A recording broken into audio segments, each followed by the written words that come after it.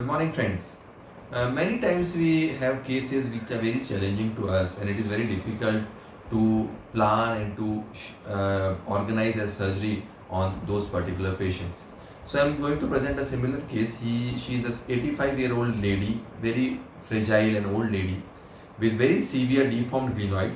The whole of the anatomy is distorted. If I show you X-ray, you will not see anything.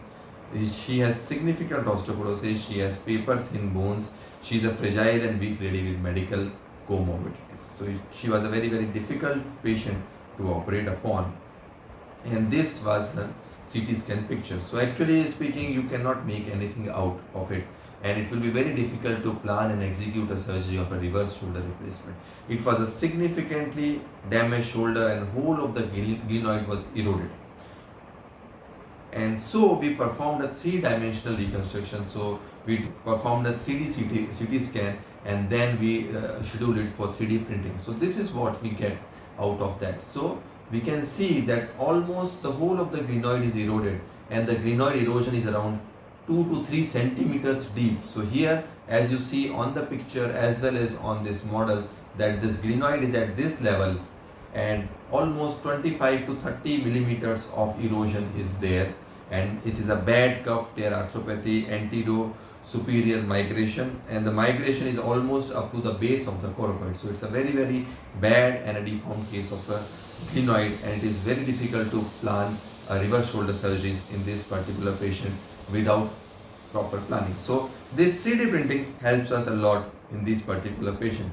So this is a video that we get after the 3D printing, and it's a three-dimensional structure, and we can actually see the central axis of the scapula, and we can plan to position our component in the right angulations, and we can plan if we want to put some graft, and then they will give you this bone model on which you can practice and you can plan your surgery before even touching the patient. So that becomes a very significant advantage for the patient as well as a doctor.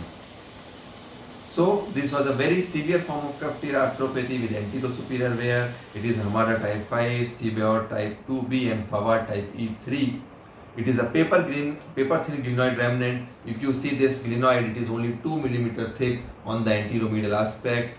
The glenoid vault is shallow. There is anterior superior wear, and it is a late cuff tear arthropathy kind of a picture.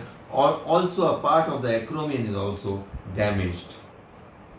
And so we made a 3D model, and then we have a customized zig as well, which can be used to drill the central point as well as the central peg. And this was the intraoperative pictures, intraoperative approach. And in this particular case, because there was a significant bone loss and significant wear in the anteromedial aspect and paper thin bone, we did a procedure which is called as a bio-RSA, that is a biologically increased offset. So we filled up the glenoid with the bone removed from the humeral head, and then we increased the offset, and then we did the reverse shoulder arthroplasty in a standard manner. So the 3D printing is very useful in this particular patient, and this was the post-op result of the reverse shoulder replacement with 3D printing technology and a biological or a bio-RSA concept. So the patient is 85-year-old, but she has got an amazing recovery. She was discharged without any complications, and now at 4 months follow-up, she is doing amazing. So in this very bad patient, I'll recommend all of you to use this 3D printing software, and this will be helpful for you in the long run. Thank you.